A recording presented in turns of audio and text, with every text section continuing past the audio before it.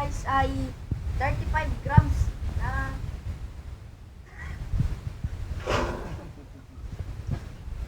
so guys, kada ayan, yung mga anin na yan, dapat ito nito, mga tatlo kasi hindi na lang inuubos. Walang, ewan ko ba? Natunda ko naman sila. Ano ba? Hindi sila matakaw. Guys, yan. Stand to Belbert, crumble nga pala yan guys. I-wait din natin sila. Kailangan nila ng...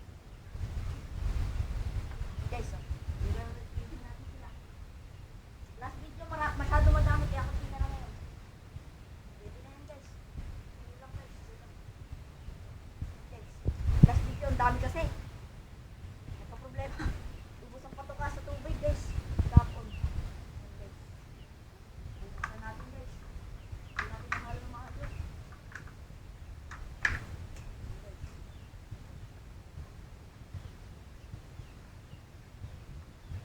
Ganun lang ang itsura kapag kayo magwe-wet feeding. Antayin nyo lang maubos yung tubig kung ano i-absorb dyan ng patoka. At ito naman guys, ang lalagyan natin sa patoka ay pure molasses.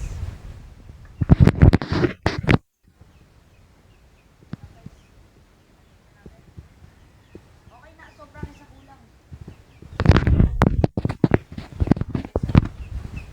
Haluin natin yan guys, hanggang mag-iba yung kulay ng patoka.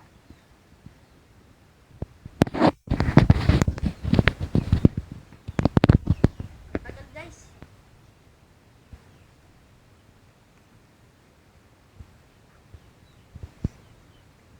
So guys, tapos na tayo. Kahit dito lang yan. Konti lang yung nahalo sa molasses. Okay lang yan. Hindi na sila kumain ha. Okay, sunod naman na yung inahin kasi guys. Hindi niya kinakain yung patoka ng dalton. Tapos, pinipid transition ko yung kanyang ratio. So guys, kapag magtatanong kayo sa akin, bili kayo sa akin. Ulit guys, ulit. Bili kayo sa akin. Dito lang po yan sa San Pablo. Nakayulayo. Saan po kayo sa San Pablo? Sa Ignacio po. Dito po sa Barangay San Ignacio. San Ignacio. Bukas, hindi ko nalalagyan ng discount. Manawagan ka sa mga magaling na breeder. Ayan. Shoutout nga pala sa Thunderbird at saka kay Patrick Antonio. Sana matulungan niyo ako. Palagay niyo part ko. Pakita mo nga muna Sa kanino? Kay KNC. Sani. Sani Lagos. Guys, shoutout na ako guys. Patay na.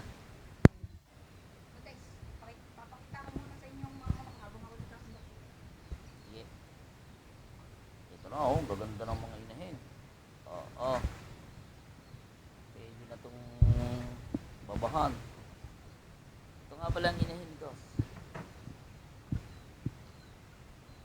So guys, sa inahin din, wet Makatutok. feeding din guys. Wet feeding din daw guys. So wet feeding din.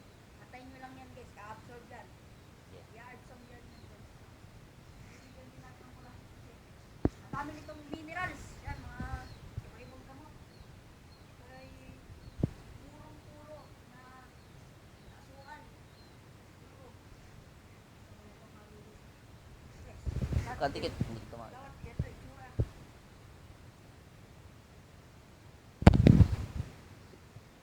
Guys, kita niyo naman parang tubig na yung patoka. Oo. Okay lang yan guys. Kung anong kailangan ginan. Kailangan matunaw. Kailangan matunaw. Yung batang to, magaling. So guys, hindi na to kailangan ni wet feeding. Kung anong hindi kinakain ng tandang. Sige. Papakainin na natin. Tapos dito, papakita ko muna sa inyo kung anong part to kayo magpapakain guys. Ay, hindi pala. Yun lang ah. Tatagal guys eh, tatagal. So guys, ito guys ay stagabal pa, makapakain natin. Okay. 4 months. Lapag mo na. Ito na guys. Sige, ilalapag na natin. Yan na, mga... Ito guys, inahin, nakikisahin. Nakikisahin sa pakain. Papakainin natin siya nito.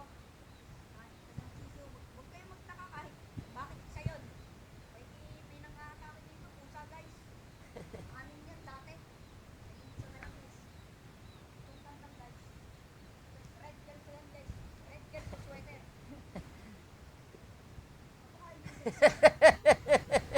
Nang bubugbog yung manok mo? One fighter kasi yan guys, kaya mabilisan dapat talaga yung pakwan. Oh, yan guys, kumakain sila. Kumakain sila. Ah, tatakaw dito ah. Para di pinakain ito isang linggo ah.